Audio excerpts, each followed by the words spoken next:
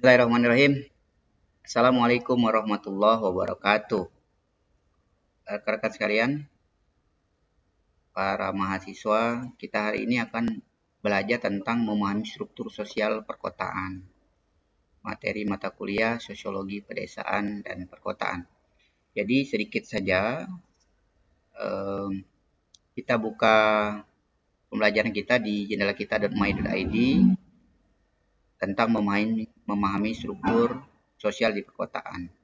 Jadi struktur sosial di perkotaan ini merupakan susunan atau tatanan hubungan antar individu dan kelompok sosial yang terbentuk akibat dinamika kehidupan kota yang kompleks, dinamika yang padat dan beragam.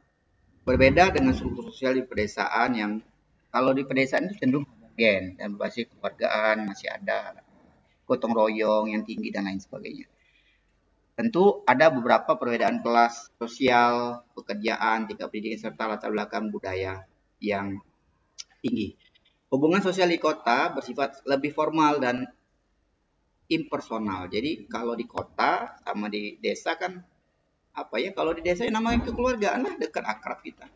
Tapi kalau sudah di kota maka dia sudah mulai nafsi-nafsi sendiri. Hubungan sosial di kota yang bersifat formal dan impersonal itu menuntut setiap individu menyesuaikan diri secara fungsional dalam berbagai sektor kehidupan. Solidaritas sosial di kota bersifat organik, yaitu terbangun atas dasar saling ketergantungan dalam fungsi dan peran masing-masing. Jadi solidaritasnya itu karena sifatnya itu ada kepentingan, ketergantungan, saling membutuhkan seperti itu. Memahami struktur sosial ini penting untuk menganalisis persoalan sosial khas perkotaan seperti adanya kemiskinan, konflik sosial, dan segregasi wilayah. Sebagai contoh di sebuah kota besar seperti Jakarta, kita di Lubuk Linggau juga sudah mulai agak besar nih karena sudah ada bandara ya, sudah mudah akses. Struktur sosial terlihat jelas melalui perbedaan kelas sosial antara masyarakat yang tinggal di kawasan elit, di perkotaan, di perumahan-perumahan, dan yang bermukim di kawasan padat penduduk suburban, tapi dia di pinggiran kota, cuman padatnya banyak. Masyarakat kelas atas umumnya bekerja di sektor formal dengan penghasilan tinggi dan memiliki akses terhadap pendidikan berkualitas dan layanan kesehatan memadai. Jadi kalau di perkotaan itu kesenjangannya sangat banyak. Kalau orang yang kaya, yang banyak duit, tentu akan masuk ke sekolah-sekolah yang bonafit lah, yang harganya mahal. Tapi kalau yang pas-pasan ya cari juga sesuai dengan budget. Sementara itu kelompok masyarakat yang menengah ke bawah banyak yang berada di sektor informal. Jadi kalau yang sektor-sektor formal itu biasanya orang-orang menengah ke atas lah. Dan kalau misalkan sektor informal itu banyak kelompok masyarakat yang menengah ke bawah. Tinggal di pemukiman sempit. Kalau di perkotaan sudah mulai di bawah-bawah trotoar, bawah-bawah jembatan dan lain sebagainya. Dan menghadapi keterbatasan dalam mengakses fasilitas publik agak susah, kesehatan, fasilitas publik, macam-macam lah.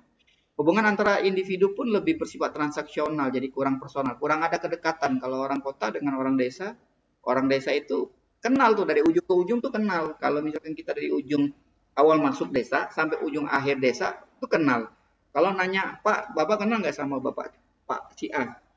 Oh, jawaban mereka pasti kenal. Tapi kalau perkotaan, jangankan di ujung ke ujung. Kalau di perumahan saja, rumahnya itu sudah dekat gitu kan. Kemudian kita tinggal di blok A, nanti kita nanya yang blok C, kita nggak kenal. Karena pertemuannya cuma mungkin kalau di kota itu cuma 2 kali. Idul Adha dan Idul Fitri. Idul Fitri itu pun kalau ada masjid, kalau masjidnya ada di komplek itu dia akan ketemu di Idul Fitri, Idul Adha, atau ada pada saat musibah dan lain sebagainya. Tapi kalau tidak ketemu lah setiap hari. Nah, ternyata ada juga yang harus kita bahas di persoalan ini tentang mobilitas sosial dalam struktur sosial perkotaan. Kota-kota besar, mobilitas sosialnya menjadi salah satu ciri struktur sosial yang dinamis. Seorang anak dari keluarga pedagang kaki lima yang berhasil menyelesaikan pendidikan tinggi dan bekerja di perusahaan multinasional menunjukkan terjadinya mobilitas sosial vertikal naik. Lingkungan kota menyediakan lebih banyak peluang pendidikan, lapangan kerja, dan jejaring sosial yang mendukung terjadinya perubahan status sosial. Namun di sisi lain tidak sedikit pula masyarakat kota yang mengalami mobilitas sosial menurun akibat pemutusan hubungan kerja PHK persaingan ekonomi yang ketat atau gagal beradaptasi dengan tuntutan modernisasi. Jadi ada juga yang gagal lah di perkotaan ya mau tidak mau ya karena banyak persaingan. Fenomena ini menunjukkan bahwa mobilitas sosial di perkotaan bersifat terbuka namun juga sangat kompetitif dan penuh tantangan.